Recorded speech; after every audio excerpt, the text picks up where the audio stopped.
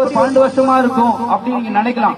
நீங்க யார நம்புறீங்களோ இல்லையோ, ஆனா வேத புஸ்தகத்தை நம்பலாம்.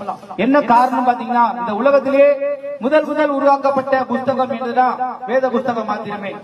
இந்த உலகத்துல அதிகமா விற்பனை செய்யக்கூடிய புக் எதுனா அது வேத புஸ்தகம் தான். இந்த உலகத்திலேயே அதிகமா அச்சிடப்படக்கூடிய புஸ்தகம் எதுனா வேத புஸ்தகம் தான். இந்த உலகத்துல இருக்கிற எல்லா மொழியிலும் டிரான்ஸ்லேட் பண்ணப்பட்ட ஒரே புஸ்தகம் என்னன்னா அது பரிசுத்த வேதாகம் மாத்திரமே. அந்த பரிசுத்த வேதாகத்தில் இருக்கிற வார்த்தைகள் ஒவ்வொன்றும் ஜீவனுள்ள வார்த்தைகள். கர்த்தராகிய இயேசு கிறிஸ்துவை குறித்து சொல்லக்கூடிய வார்த்தை. அந்த பெரும்பாலுள்ள ஸ்திரீ இயேசு கிறிஸ்துவை விசுவாசித்தார். அந்த விசுவாசத்தின் நிமித்தமாக கர்த்தருடைய வல்லமை புறப்பட்டு அந்த மகளுக்கு மிகப்பெரிய வியாதியிலிருந்து கர்த்தர் சுகம் கொடுத்தார்.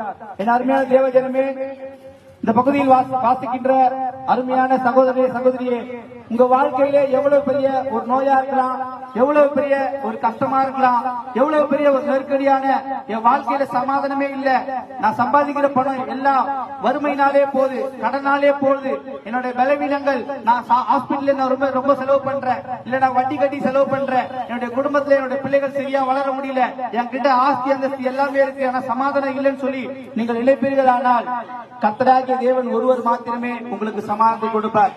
நீங்க நினைக்கலாம், பணம் இல்லாதவங்களுக்கு பணம் இருக்கிறதா பிரச்சனைன்னு சொல்லிட்டு, பணம் இருக்கிறவங்களுக்கு நோய் நொடி இருக்கிறது பிரச்சனை.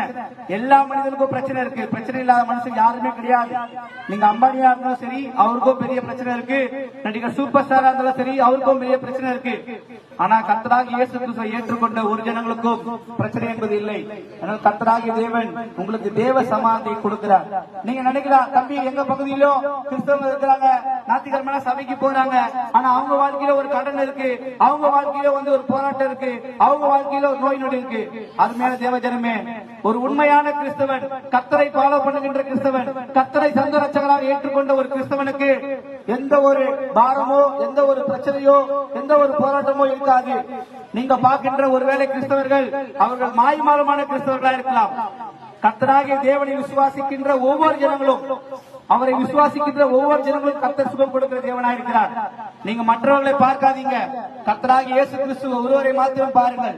ஏனென்றால் கர்த்தராகிய இயேசு கிறிஸ்து ஒருவர் மாத்திரமே நம்முடைய பாவங்களுக்காக பலியானார். இன்னைக்கு நீங்க நியூஸ்ல கேட்கலாம், இது போல பாஸ்டர்கள் தப்பு பண்றாங்க, கிறிஸ்தவர்கள் தப்பு பண்றாங்க.